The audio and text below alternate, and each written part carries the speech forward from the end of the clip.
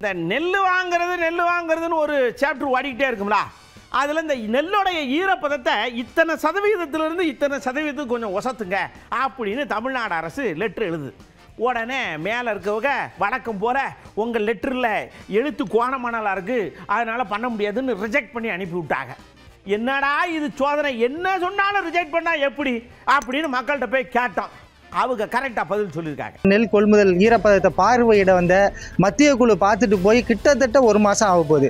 ஆனால் 1 மாதம் கழித்து இன்றைக்கி அதுக்கு அனுமதி இல்லை, 22% கொள்முதல் செய்ய முடியாது அப்படின்னு சொல்லக்கூடிய நிலைமை என்பது ஏற்பட்டிருக்கு. உற்பத்தி செய்யப்பட்ட நெல்லுலாம் பல இடங்களில் கொள்முதல் செய்ய முடியாமல், ஈரப்பதம் 17% என்பதனால கொள்முதல் செய்ய முடியாமல் முளைச்சு போய் கடுமையான பாதிப்பை விவசாயிகள் சந்திச்சுட்டு வர்றாங்க. எங்களுடைய நம்பிக்கை போயிடுச்சுன்னா சொல்லலாம். நாங்கள் நிச்சயமாக நம்பி இருந்தோம் 22% அறிவிப்பாங்கன்னு. கிட்டத்தட்ட இது நெல்லுக்கு அறுவடை முடியும்னு கூட சொல்லலாம். இந்த அறிவிப்பு சரி எங்களுக்கு அறிவிச்சு மிகப்பெரிய தலையில் இடி அடிக்கிறது போல உள்ளது. இன்றைக்கு மத்திய அரசு எங்களுக்கு மிகப்பெரிய இடியை தூக்கி போட்டு தலையில், அதாவது நீங்கள் 17% மேலே இனிமேல் நாங்கள் கொடுக்க மாட்டோம் அப்படின்னு சொல்லிட்டு, எனவே இந்த உத்தரவை இனி மத்திய அரசு வச்சுக்க கூடாது, தமிழ்நாடு அரசுக்கிட்ட ஒப்படைச்சிடணும். இப்போ மழை காலகட்டத்தில் நமக்கு 17% விவசாயிகளுக்கு கொண்டு வர ரொம்ப கஷ்டம். அப்போ 22% ஆகும்போது அவங்களுக்கு அந்த விவசாயிகளுக்கு அவங்க போட்ட முதலுக்காவது பிரயோஜனப்படும். நேரடியாக விவசாயிகள் வயல்லேருந்து கொண்டு போய் 17% 18% கொடுக்க முடியுமா? அது சாத்தியமே கிடையாது. நம்மளுடைய அரசு நெல் குவிண்டாலுக்கு 2369 ரூபா நிர்ணயித்திருக்கிறது.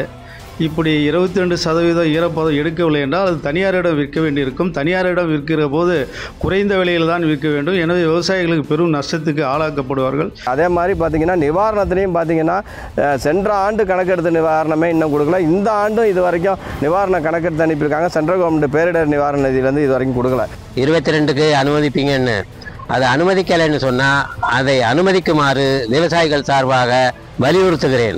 ஐயா, அந்த ஈரப்பதத்தை நீங்கள் ஏற்றுக்கணும். ஈரப்பதத்தை ஏற்றுக்கணும். மத்திய வீடு வந்தது எந்த விதமான உரமும் எங்களுக்கு தெரியல. மத்திய வீடு அது நிராகரிச்சது தப்பு. ஈரப்பதத்தை 22% விவசாயத்தை கொள்முதல் பண்ணணும்னு சொல்லி கேட்டுக்கிறேன். ஒரு குழந்தைக்காக தாய் எப்படி பரிந்துரை செய்ய முடியுமோ அதை தாயன்போட நம்மளுடைய முதல்வர் தான் மேலிடத்தில் பேசி அந்த இழந்த வாய்ப்பை மீண்டும் பெற்றுக் கொடுக்கணும் சார்.